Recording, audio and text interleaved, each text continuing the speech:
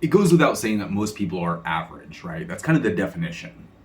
The vast majority of people are just in the middle. It's a natural thing, but in today's modern world, there's never been a worse time to be average, right? What happens when you're average? You're taxed to death, you're regulated, you're lorded over, your children are indoctrinated, and what do you get out of all of this? You get to pat yourself on the back, you get to call yourself a decent human being on Reddit or whatever, and that's it. You get nothing else out of being average, out of being invisible.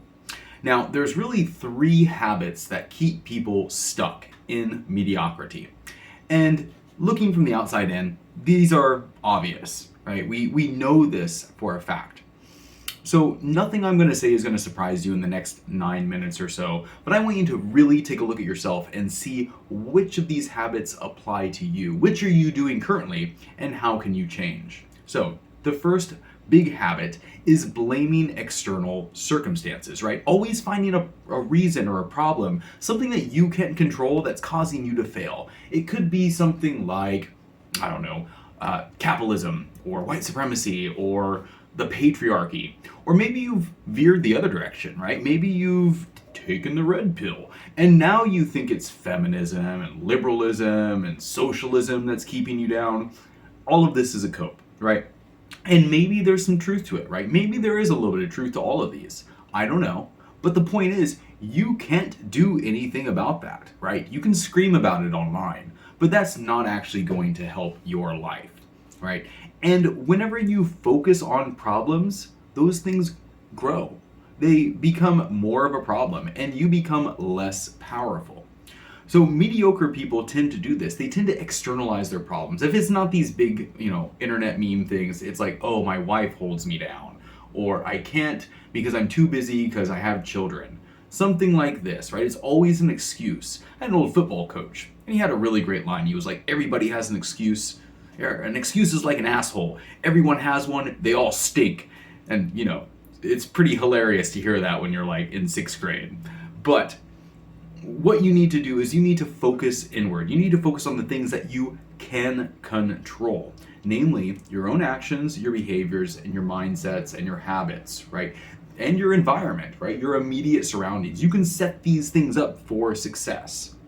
So, and whenever you do this, like I said, the things you focus on, they grow in importance. Whenever you focus on your own habits, your own mindsets, these become stronger and you become more capable. And it's a curious thing. When you become more capable, you're able to actually influence the outside world more. Instead of just screeching about capitalism or feminism or whatever online, you can actually become the sort of person who influences people to be better. You can become the sort of person who receives admiration for the things that you have accomplished. And of course, you're always going to have haters. There's always going to be problems.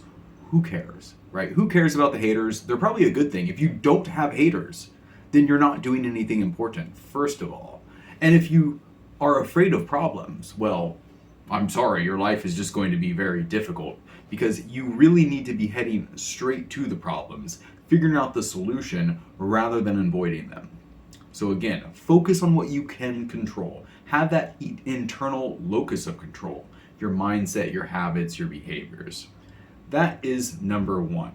Number 2, and this is a big one, most people, they wait until they feel ready to start. They're constantly searching for motivation. What they don't understand is motivation doesn't come whenever you're waiting for it.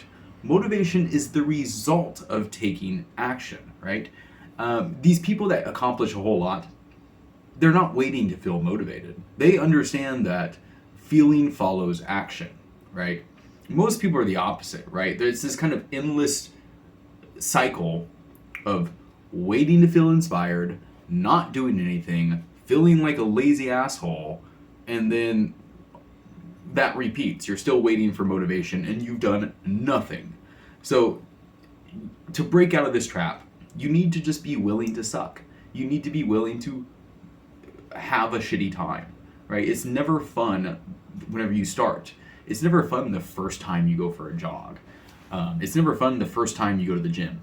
And even whenever you've been doing this for a while, the hardest part is always the beginning. It's getting outside. It's like taking the trip to the gym. Once you get inside, once you're jogging, it feels good. And if it doesn't feel good, you can psych yourself up at that point because you're already doing it. You're like, oh, this is amazing. I love the pump. Something like that.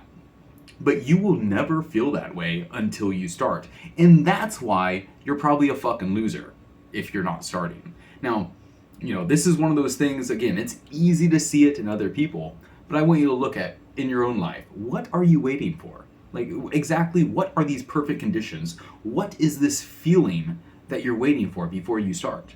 Like, do you really think tomorrow you're going to feel like doing the thing that you're avoiding today? Probably not. So take it to heart that you need to get moving, not be waiting around just for like, oh, I feel like, whenever I feel like it, like the road to hell is paved and taking it easy. So that's number 2. Number 3 kind of correlates to that. This is a huge one. Mediocre people do not value their time, right? They waste so much time. And of course, the outside world, it's designed for that. TikTok, scroll. Netflix, you end one episode, autoplays another episode. But again, why are you even watching Netflix? Why are you scrolling TikTok in the first place, right? Just don't. But everybody has their little vices. I used to know a guy who would read about soccer. Now, that's not going to improve his life at all. And if he does it for 2 minutes a day, okay, whatever. If he's spending 30 minutes a day keeping up to date about soccer, how many hours is that per year? How many years is that over a lifetime? What else could he be doing? He could be gaining skills, that sort of thing. So people who are ultra successful, who seem like they're just have magical superpowers to get shit done, really it's that there's very little latency between thinking about something and doing it. They think about something and they take the first step to get it done. Now, if you can do that rather than ruminating about shit, rather than contemplating about the best first step, if you can just take the fucking step, then you'll be a little bit ahead of most people, right? Most people don't even do that. They think for a while, maybe I should do this. Well, I don't know. Maybe I need this to do this.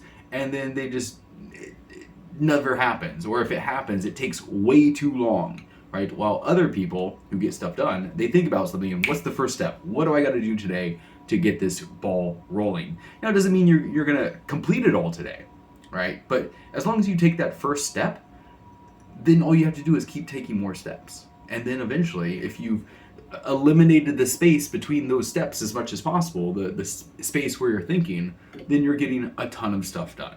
So most people, again, they're going to spend so much time scrolling, doom scrolling, reading about news, getting triggered over politics, and they think that they have tons of time, right? They waste all this time on low effort activities thinking that, oh, I can do it later, it's no big deal.